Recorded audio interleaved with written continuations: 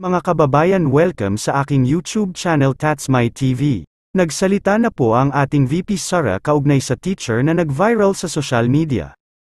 Hito't panuurin at pakinggan na lang po natin siya kung ano ang kanyang masasabi, pero bago ang lahat, huwag kalimutang mag-subscribe, mag-like at pindutin ang notification bell para hindi kayo mahuhuli sa mundo ng politika.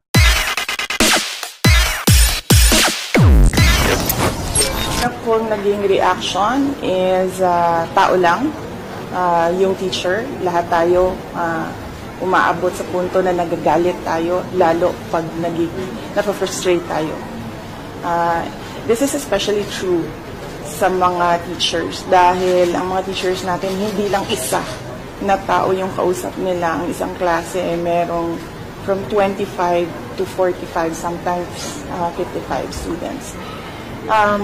Nakita ko yung explanation niya and then sinabihan ko ang regional office natin na there will be no penalties for the teacher. Just to remind the teacher that if she is angry, she has to pause, itigil mo na yung klase, and when she's not angry anymore, saka siya mag-klase ulit. So there's a need to pause kapag galit yung teacher. So yun lang yung sinabi ko na i-remind doon sa teacher.